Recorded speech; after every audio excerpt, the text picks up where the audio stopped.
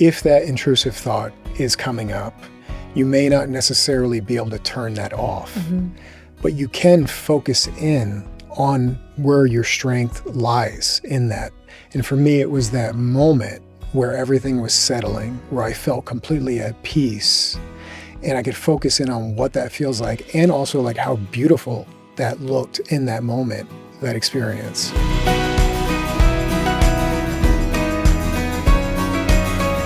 Hi, welcome to The Sober Still. Today we are very excited to have our own Keith Appleton, U.S.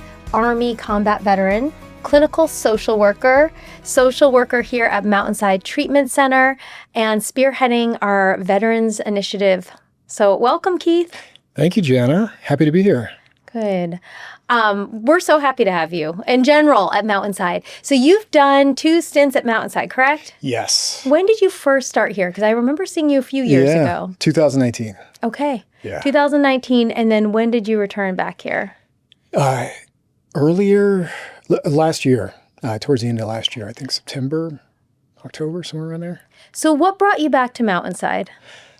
I mean, when I left Mountainside the first time, I always knew that I wanted to come back. I just knew I had to handle some things first back at home before making the return back. But when I found Mountainside initially, it was everything and more.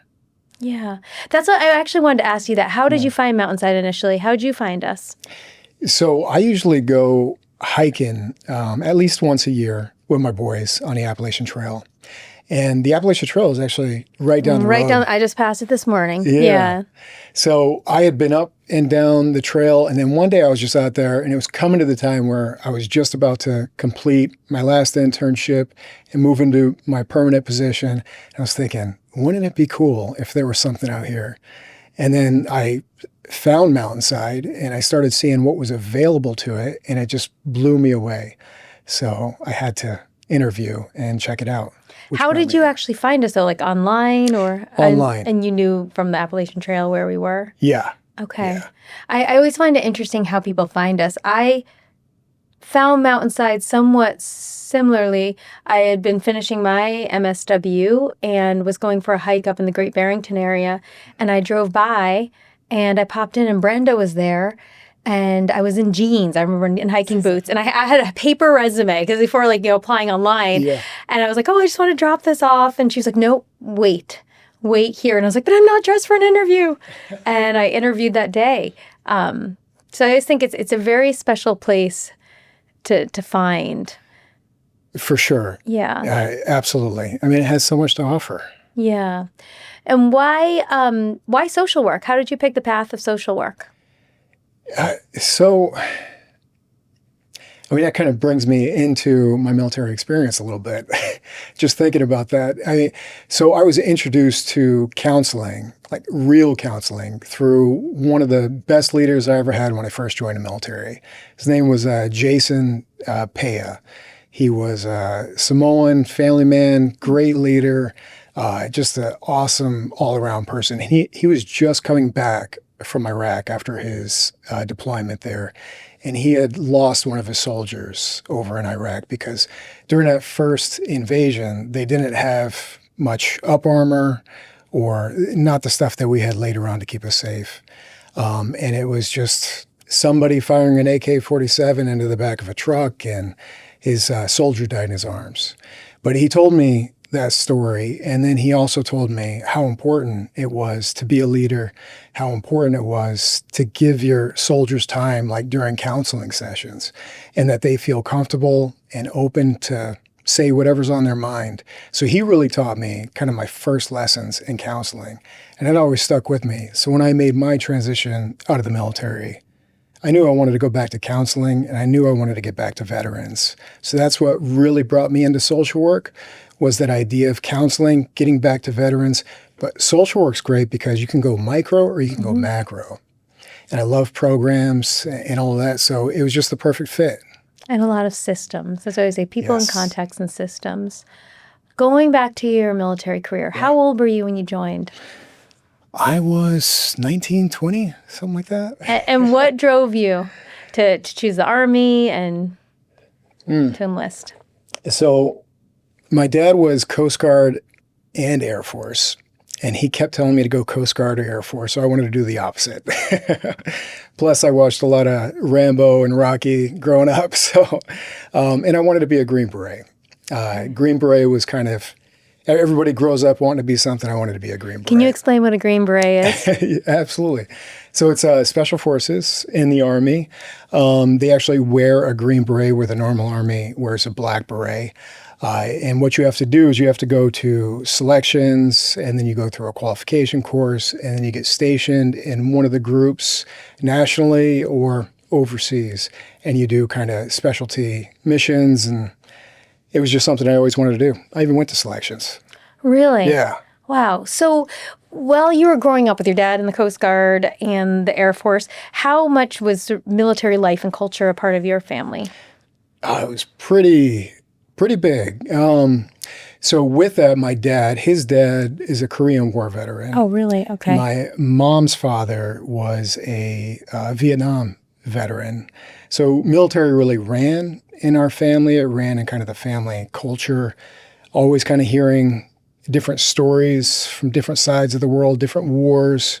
So it was very embedded in my development. And around what era did you join? Were you pre 9/11, post 9/11? Post 9/11, just before we declared war on Iraq. So I was actually in basic training when our drill sergeants woke us up and said, all you guys are going to war. We need to get you down to the pit and get you ready. So they took us down to the pit and started smoking us. Wow. Do you remember what that was like as a 19-year-old realizing you were going to war? So it was kind of expected. Okay. After what happened in 9/11, I think everybody knew, what we were getting ourselves into signing up during that time. And in hearing everything that was going on at the news. So it wasn't a big surprise, really. I think, and that was just in my experience, because I know other people were surprised when that announcement was made in basic training. Do you then call your family and tell them, or write to them, or what do you do? So you only get, I think I had one phone call a week. And I mean, I called them later that week and told them, but I really don't think it was a big surprise to anybody in my family, being from kind of that military background. Mm-hmm. And do you have siblings? Yeah, I got a younger brother and sister. Did either of them join as well? No, they didn't. Just me. Just you. And it was, I always talked about that. My brother was always taking apart computers and putting them back together. And my sister was kind of like her own mathematician. So we all had different directions. So, wow, that's really interesting. So you're 19 years old. You're going to war. At that point, did you have any thought of anything else, where your life was going to go, or, that you'd end up here someday, doing what you do? I thought that I was going to, from day one, when I got in the military, I never wanted to get out. I loved the military. What did you love about it? So, I grew up around military culture, the stories around it, and having those experiences, how it can build so much character and really test you as a human being, as a person. I love pushing my body and my mind past boundaries, and that is really what the military is all about: is breaking boundaries that you think you have. Showing you, too, you're stronger than you could ever imagine. Yes. Physically, when you look back, what are some boundaries you broke? So, selections. When I went to selections, which is Special Forces Assessment and Selection, one thing they do is they sleep deprive you and they food deprive you. Wow. And then you are constantly doing some type of activity, or either standing out in some of the worst conditions, running, swimming, you name it, we're doing it. And it is non-stop, just go, go, go. You may get, 20, 30 minutes to kind of bed down and you're back up again. But your body just finds its own gear that you didn't know existed, and you just keep moving and putting one foot in front of the other. I made it to day 21 during that time. It was a 24-day selection, and it was during the STAR course where you're at all hours of the night, you are going from one point to the next, and I fell into a hole. I had a ripped hamstring, a ripped calf muscle, twisted my ankle, so I was dragging my leg. And one of the cadre pulled me aside and gave me a medical drop with a 6-month return date to come back. They wanted me to come back, but that 6-month return date rolled into my deployment. So That's incredible. Yeah. A lot of different experiences and a lot of very unique experiences, I think, for civilians to hear about, but definitely, I don't want to say universal, but different, I'm sure, when you talk to other people. Do you still stay in touch with people that you served with or trained with? Yes, absolutely. And I mean, I just kind of started getting on social media again, and a lot of like messages are flooding in. It's just like, those connections never leave. It's incredible. Were they excited to see you back? Yeah. Why did you get off social media, or why did you avoid it? It was kind of during that break between when I left Mountainside and coming back and really needing to like figure out, what it was that I was kind of facing back at home. Mm-hmm. And when you look at where you are now, what do you make of it? What you're doing now? It's kind of surreal. Mm-hmm. I know, it's been surreal to watch the past 6 months. So yeah, how would you explain, to someone maybe that hasn't seen you, what you're doing, what your role is here? Yeah. So, I mean, like you said, kind of spearheading the Veterans Program Initiative. However, that is also with a lot of support from a lot of different directions of this organization. Really, I mean, I've had so much support on so many different levels and teams kind of building all around me to help build this, which is why it's really kind of coming together in an incredible way that I think can really change veterans' lives. And I'll tell you what, when I first found Mountainside, and seeing everything that was available inside of it, the adventure base, the wellness base, automatically I'm seeing, I'm translating those things as far as like what we use as challenge courses or obstacle courses in the military, victory towers, all those sorts of things. I see those out there that we're offering here, but not just that, also offering the therapeutic piece and the clinical piece of having those evidence-based practices. And I just think it's such a powerful tool that we're really kind of pulling all those things together and making treatment extremely effective for veterans. Yeah, it's interesting. So my professional experience, I've worked at previous VAs and worked at Mountainside Treatment Center. And in speaking with veterans that have gone through our program, I hear how meaningful it is, the Mountainside experience, how incredibly grounding it is and brings back different parts of themselves to life. I loved working at the VA as well. I saw some great treatment. It was just very different in my experience. And I'm curious why, just to be blunt, why did you choose this path of working in private Mountainside treatment versus the VA or a vet center? So, I mean, for one, I do believe, and the stats also back this up, that veteran care in private or community sectors is really, there's a huge disparity between what the VA can do, and they're not able to get all the veterans because of accessibility issues. 1 in 3 veterans live 40 miles or more away from their nearest VA or VSO organization. So recognizing those things, I mean, really there is a duty by private and community organizations to really kind of step up and be able to provide culturally competent care and speak that military language to be able to translate how we can also be helpful. Why do you think our care is so equipped to treat veterans?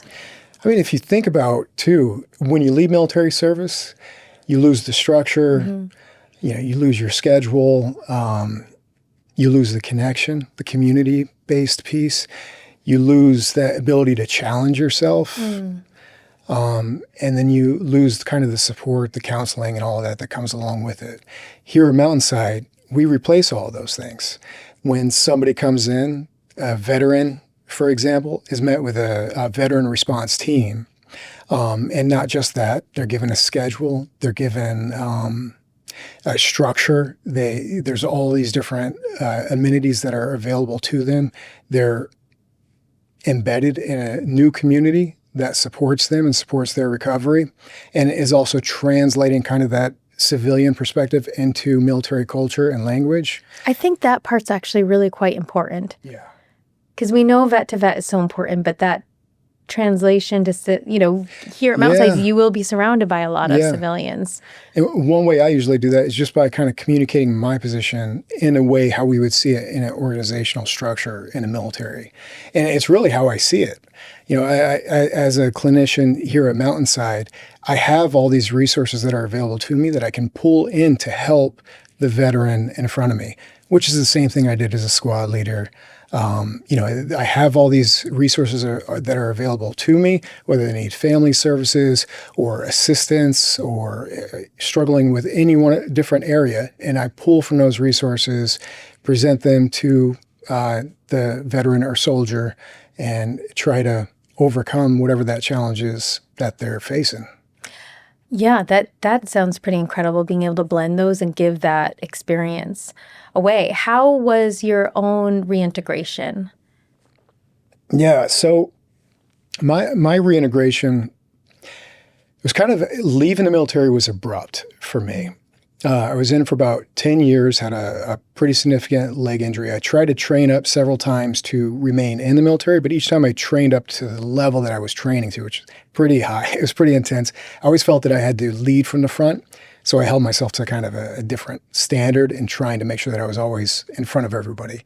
So trying to train back up to that, I was re-injuring myself. So I ended up having multiple surgeries before just saying, this isn't going to work out. And then taking an alternate path, medical retirement, getting out of the military.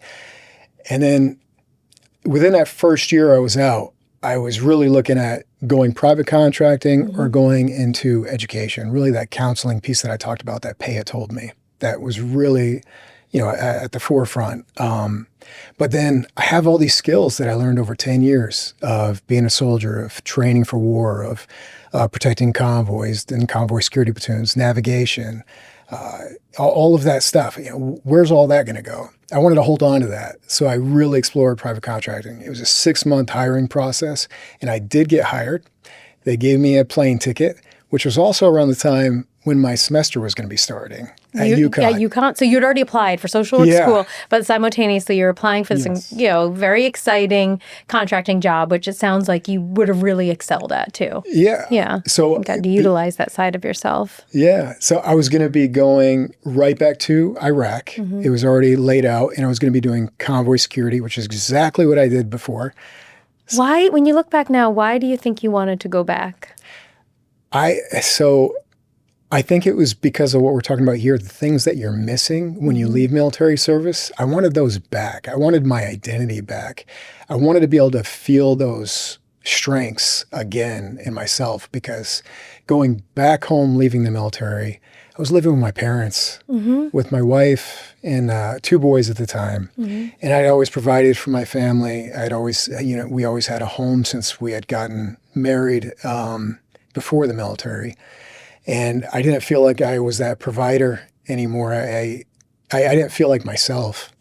But then trying to tell people in the civilian world that I want to go back and do this private contracting thing, they were blown away. Why would you want to do that? How could you want to do that after what you already survived in Iraq the first time? That kind of made me feel more disconnected. But ultimately, I realized this is a chance I could be a father, and going this educational route, I can also get back to the things that I loved in the military, which was the counseling, the leading, and helping out veterans with resources. Hello, my name is Jessica Barone. I am a clinician here at Mountainside Treatment Center, and I am also the proud spouse of a United States Marine Corps combat veteran. Active duty is hard. Transition back to civilian life can be even more challenging. Loss of identity when the uniform comes off, loss of community, loss of friendships. At Mountainside, we understand the unique challenges veterans and their families face. If you'd like to learn more about our veterans program, please visit www.mountainside.com/veterans. You fought for us. Let us fight for you. Wow, that's a lot there. So you had two paths you could choose, and you chose the counseling path. How was it, learning to become a therapist is an interesting process too. How was it to learn to be a therapist, going from leading to sitting with people in a different way? I wish I could take those experiences into my military career, like into the past, because it's a pretty incredible experience. It's almost like switching driver seats. But at the same time, there is so much crossover. Say more about that. What kind of crossover between therapy and your leadership in the military do you see? So, in therapy, we talk about what's the most important thing that we can do when we meet a client. Attune, listen, be present. Attune, listen, be present. Making that initial kind of connection, establishing that space that it's safe to have a conversation here. And really that's a huge piece of also what we had to do in the military. And in a therapeutic session, being able to do that, but also thinking in the same way as far as resources and how you're able to kind of solve problems. Problem solving is big for me too. I like to do that. So these were all kind of just qualities or characteristics that I liked. When you were starting your process of being, in school, being an intern, doing internship, what was that like then to go from being a leader to a clinical intern? Honestly, it was kind of tough. Yeah. It's kind of tough because I'd gotten to a point in my career in the military where my career was taking off. I had just gotten back from a pretty significant deployment where I gained a ton of experience that really set me up for the later end of my career. And I just won a big competition where they gave me a Ranger School slot. So I was just about to go to Ranger School. And military police don't go to Ranger School. So I was going to be one of them. And then I was planning on going right back to selections to retry out. So it's really good. My career was headed in the direction that, I wanted. So just having to kind of make sense of that I was on this path and everything was going this way, but life happened and things have changed so abruptly. But at the same time, I really did admire my old squad leader, Jason Paya, so much, and those qualities and everything that he taught me. And I saw a lot of value in that. So that was kind of the balance, was that this is also something that I can do. It's very interesting, though, to go from that leadership role to a listening, learning role, where someone else is also directing. You're not the leader anymore. So, and that's what Paya had taught me, was that when we do a counseling, so often before I had done counseling sessions before Paya, it was pretty much, do you need anything? Let's move on to the next thing and get to the mission. But with Paya, it was different. He would sit me down and he would just let me talk. And then he also taught me, and he told me throughout the whole beginning of my career, you're going to be a leader. You need to be there for them, and they need to be able to speak to you. You need to be able to give them the space. He kind of taught me all the things that we learn in school and therapy that I took later into my career. That's incredible. I don't feel like we often see that representation in media, of that type of relationship. Where you're really being heard and you're offered a space to actually talk about it. Did you actually share your vulnerabilities with him, or your fears or concerns? Everything. He was absolutely incredible, and he was also somebody who was very upfront in telling you that whatever you say here, nothing's going to be held against you later on. This is a safe space. This is something that we can work out here or keep here in this session, essentially. That's so invaluable to have that space. When you're sharing, I kept on thinking about, too, how much it sounds like you enjoyed the physicality of it. Yes. You keep on coming back to, pushing yourself to those limits. And then, I think many people can relate to this. Your body shutting you down. You know, you still are ready to go, but your body was telling you to slow down. Yeah. Yeah, when I had gotten that Ranger School slot, and when you go to Ranger School, you have to memorize the Ranger Creed. So after my leg injury and I was back home, I had been saying the Ranger Creed so many times at home that my son was saying it while I was laying on a couch with my leg broken. Wow. Yeah. Do you still remember it? The Ranger Creed? No. Yeah. I brain dumped it. What do you think now, sort of blending that experience with your own experience in military counseling and your experience here as a therapist, what types of therapy, we talked about the attunement matters, but what else do you think is very unique and specific for veterans treatment? Between crossing over the two, like, therapeutic approaches, essentially, military leadership versus,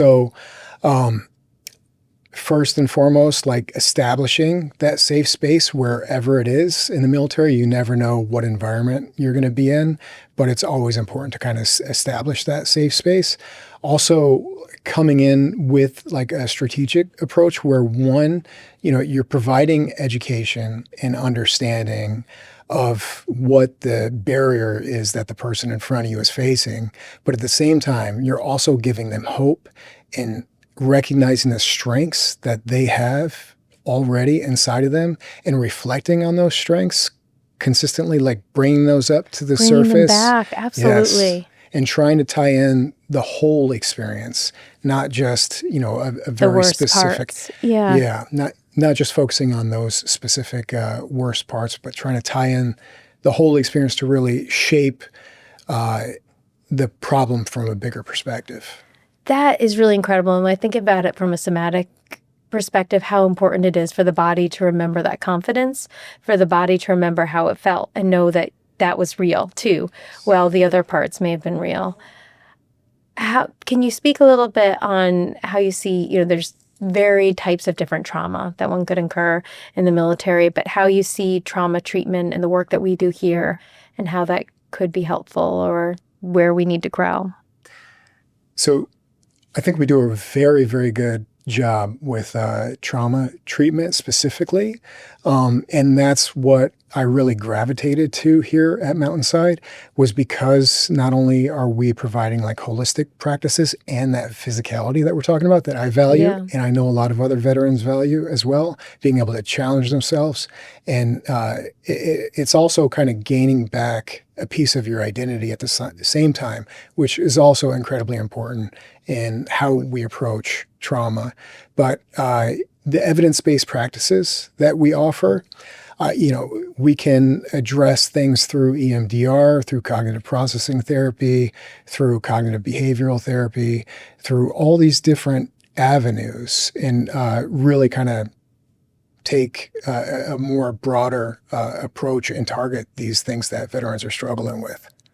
Yeah. And I know for many people we work with, pain is a huge trigger. It leads a lot of people to addiction to various substances and avoiding the pain. And sleep difficulties, another huge challenge for most of our clients. So those are things we know that are quite common in the veteran population. How did you manage those things? I mean, it sounds like you were in a lot of pain. You share a lot of loving, the physicality, but it sounds like you had some painful injuries. Yes, great question. So I love this question because I think it's so important for veterans and even military family members to understand. But so for me specifically, I had to go back to figure out what was it that I was incorporating into my lifestyle while I was going through some of those hardships, while I was going through some of the hardest times in my life, whether that be the deployment or selections or training up for selections. All of those things are incredibly important. And reflecting on them, identifying them, and trying to reintegrate them or incorporate them into your lifestyle now is incredibly important because, using a holistic approach, tying all those things in, that's a huge piece of our identity. That's a huge piece of our strength. And it's difficult to try to face those challenges without still having those other things that were important to us in life. Yeah. So it sounds like too, yeah, like really bringing it all together. Yeah. Somatically. What about sleep? A lot of our clients struggle with that. What do you make of that? Yeah. So sleep, definitely. So again, substance use greatly impacts sleep, specifically REM during rapid eye movement, which is incredibly important to us. However, again, kind of going back to the approach of providing a little bit of education, also hope, and offering a strategy. So I usually kind of offer up a little bit of a research study done on sailors where they are on what's called ship time. So they're up for 4 hours and then they're down for 4 hours. And there was this test that was done on REM sleep. It was a cognitive test.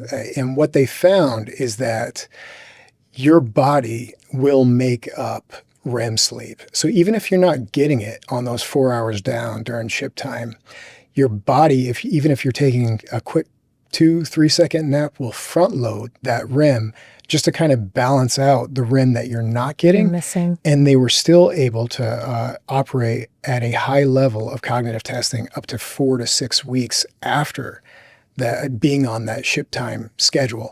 So essentially recognizing that, yes, it's going to be difficult, it's going to be hard, but if we approach it in this way where we provide a little bit of education and a strategy and start working out the routine of what we need to do to get back on track, then we can fix this. I just can't help thinking, though, too, you obviously have some really distinct experience. And we don't self-disclose often at Mountainside. But I'm thinking if someone's talking to you about sleep, like when you shared about selections, you're like, you've been up for, it sounds like, many, many hours with only 20 minutes sleep or very sleep deprived. So you've had that experience that a lot of our clients have had. I'm so curious, too, what drew you, I know what, you shared about Mountainside specifically, but like what drew you to substance use work versus behavioral health or a different field or chronic pain management or something else? Why this? Why substance? Yeah. So substance use, especially in the veteran population, is such a huge risk factor. It compounds the risk on all different areas. So, considering mental health, considering combat trauma, moral injury, all these other things kind of compound on top of each other. Substance use is also very embedded in military culture. Being in a combat arms unit, I went to my first military ball. We're in Class A's and we have all these high-ranking officers and enlisted soldiers that we all, look up to. I have all these incredible experiences. However, at a military ball, being kind of inducted into that experience, they have this thing called a grog. Mm-hmm. So it's this giant ammo can where part of the ceremony is they start pouring in a bunch of different alcohols into this grog, and everybody comes through and grabs a cup and drinks out of the grog, and next thing you know, you see all kinds of the after effects of substance use at a military ball, especially at a high-ranking side of the population. But also on the back end of that, going home, seeing how that impacts military families, seeing how that impacts soldiers going to war or coming home from war, or even in between times of having to consistently train or be in the field. You spend so much time away from your family that I think really doesn't get accounted into what we identify as, military service. And I think this is where the disconnect comes, where a lot of soldiers say, I don't like being told, thank you for your service, because I think the idea in the military population is that they don't believe that people really recognize what military service actually is or what it means. You lose an incredible amount of time. Mm-hmm. I mean, that time I told you I was at selections, I had been training up for a significant amount of time where I was up at 4 a.m. and then I was not getting to sleep till 10 o'clock for months on months and months on months. And then going to selections, losing that time, and then coming out of that, going to air assault school, and then going into all my combat training, field exercises, and then going into a 15-month deployment. So it's a significant amount of time. By the time you get back home from the deployment, you feel kind of like a stranger in your own home. you'd have to be almost like completely reprogrammed. And like you said, you don't want to lose a lot of yourself, though. The leadership skills, the confidence, the incredible, the more positive experiences your body had. I mean, it must have been a lot of endorphins and almost addictive, I think, to push yourself to those kind of extremes at times. For sure. Also, people, I mean, these are also incredible people that can, Special Forces training that I did specifically before going to selections, that was with 5th Group Special Forces. They were offering just anybody who wanted to go to selections, they offered that morning training. So I would go and train with them between 4 and 6:30, I think it was. And then I would go and train with my unit between 6:30 and 9. And then I would train after I got out of work for the day to get ready for selections. It's interesting. And then you go to a job with a lot of sitting. Yeah. For a lot of us, a lot of the culture. How do you balance that out now? Air conditioning is nice. Yeah. Having heat is nice. Yeah. Often my office was a Humvee or the hood of a Humvee. But it's a balance, it's, and it's really kind of diving into those things that you value the most about what you're having in your everyday experience. And I always just go back to that. That's beautiful. Yeah, because we can do that now, diving into things we value most. In closing, what else would you want to share to our veterans out there who may be thinking about Mountainside Treatment Center, or maybe just think about treatment in general? We know that veterans can be a very treatment-resistant population, to put it in formal clinical terms. What was it, like 1 out of every 5 veterans are referred to treatment doesn't actually make it through the doors of treatment or engage. What would you say? Yes, and on top of that, 40 to 60% when they're in treatment actually end up leaving treatment. Mm-hmm. So it is a significant factor. However, going into it in the same way that we would approach going into the field or anything hard that we would do in our military experience is the same way that we need to look into going into treatment. It's going to be hard.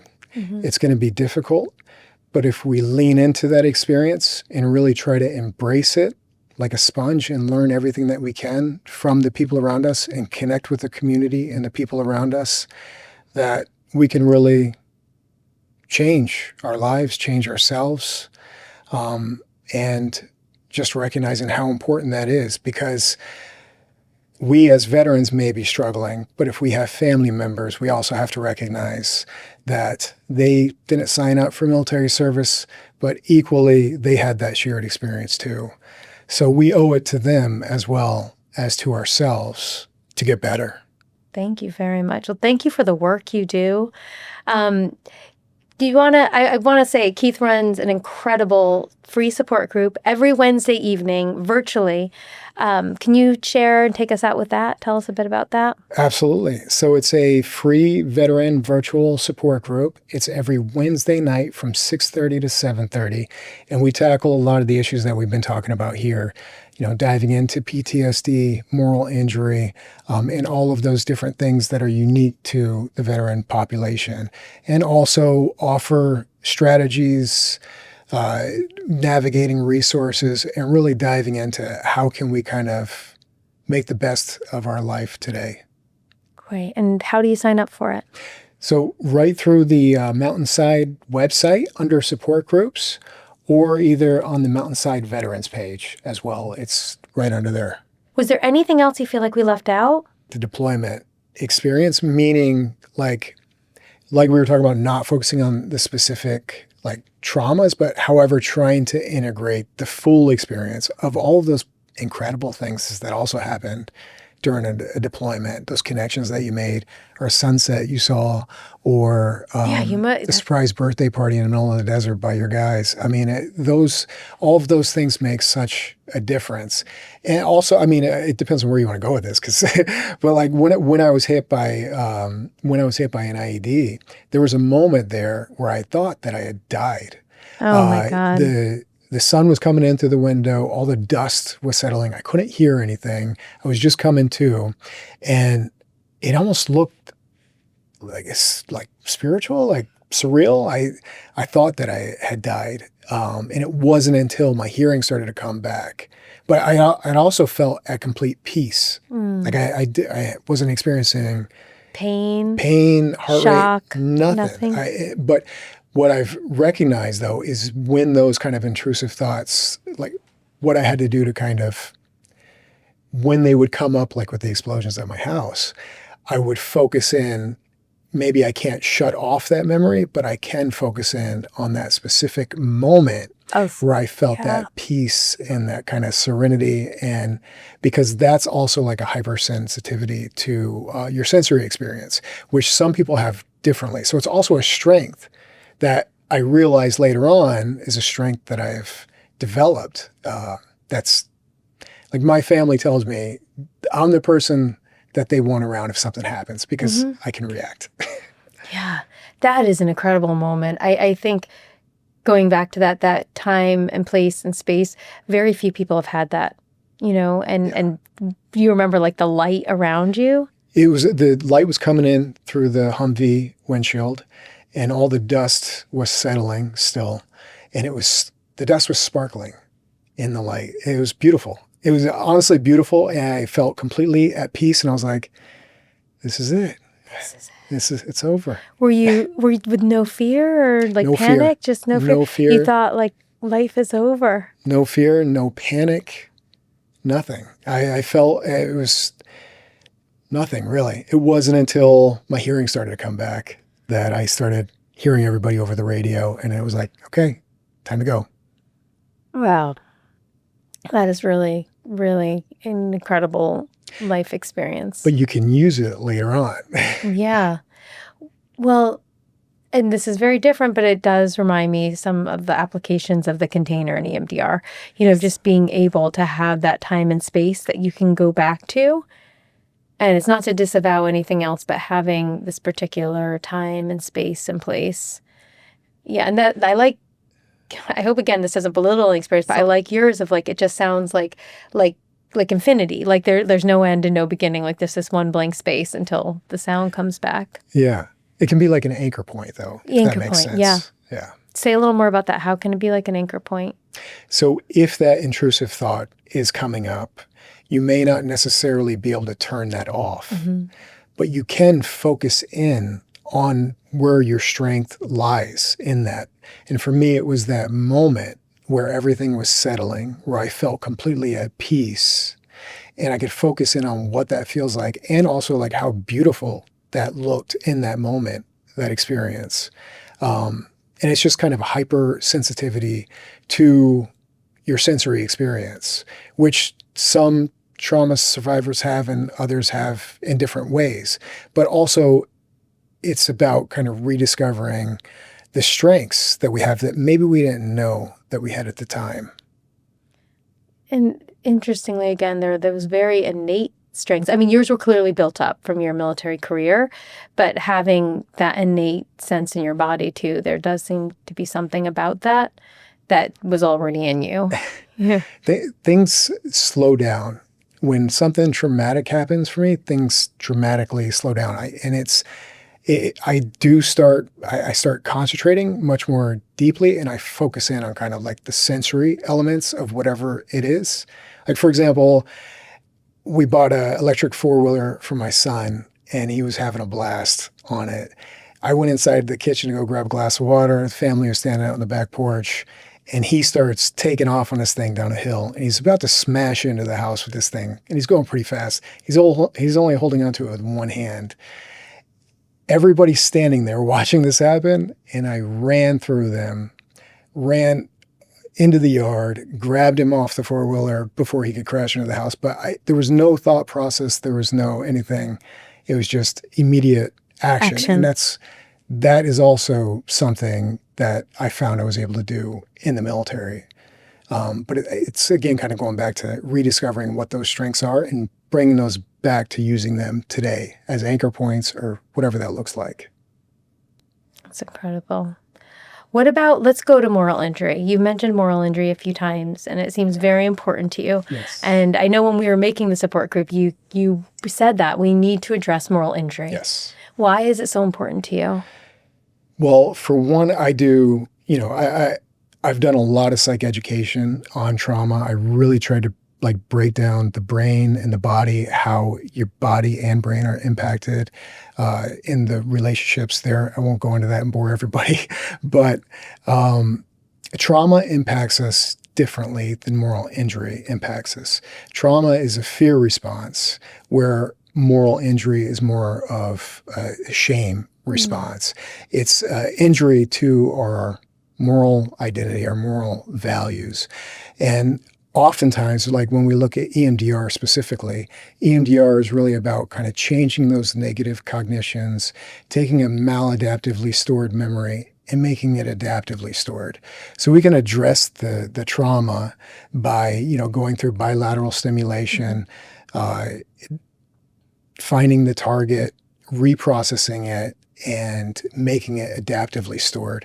However, if we haven't addressed that negative cognition of whatever that moral injury was, that has a whole different impact that can carry on and impact you very similarly, like you're impacted by trauma, with still having nightmares, experiencing significant shame, isolating, impacting your relationships.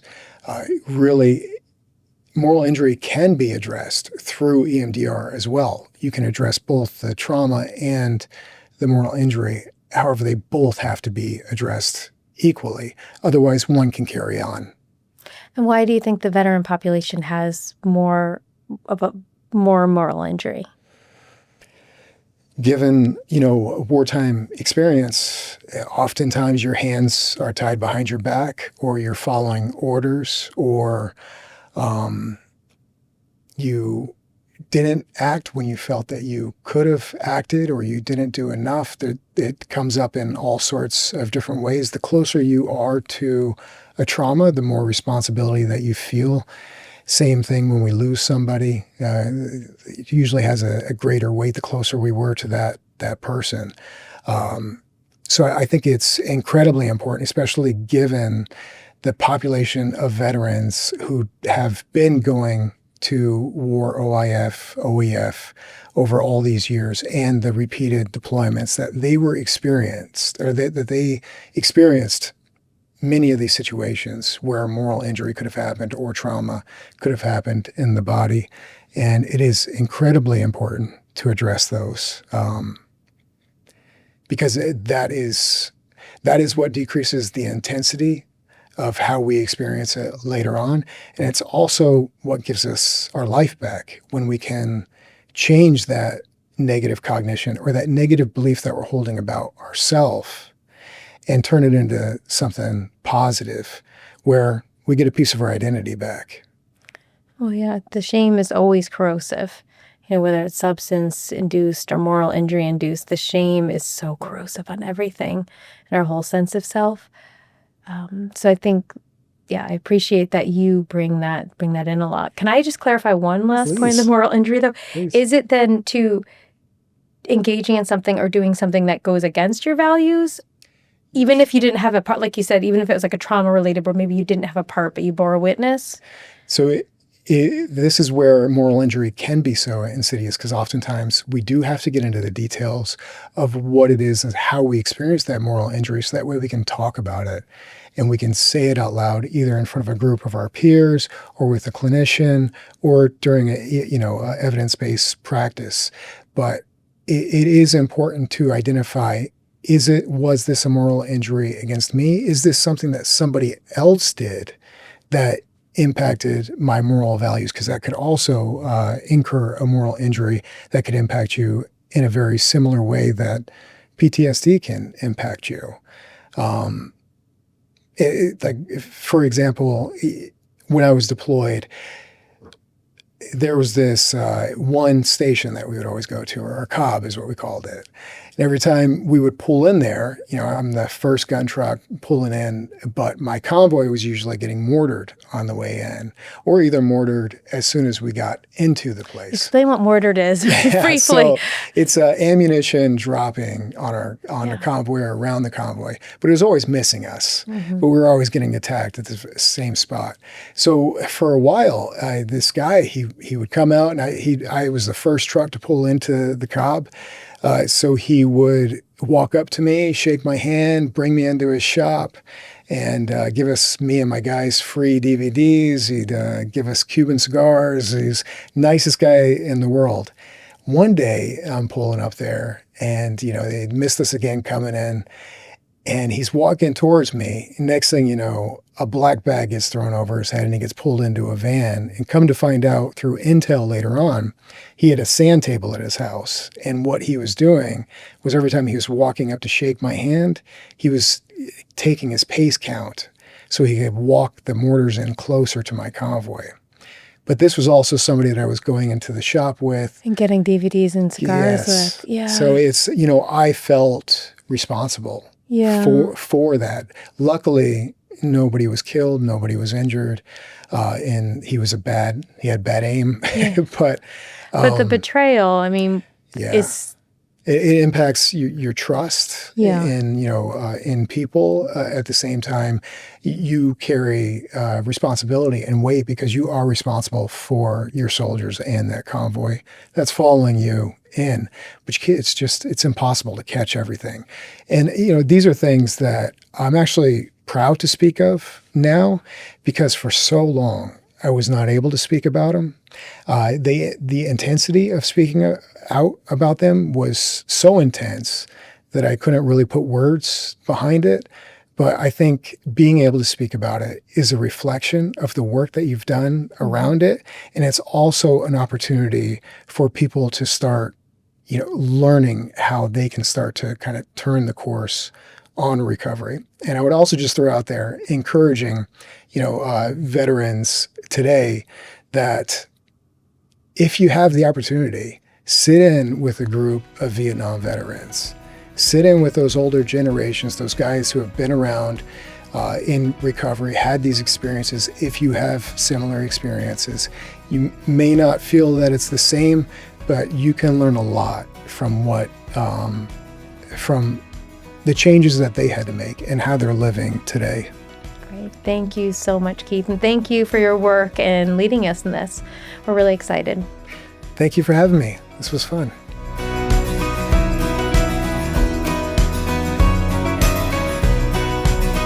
If you or a loved one is struggling with addiction, Mountainside can help. Call 860-365-6764 to speak with our caring treatment team.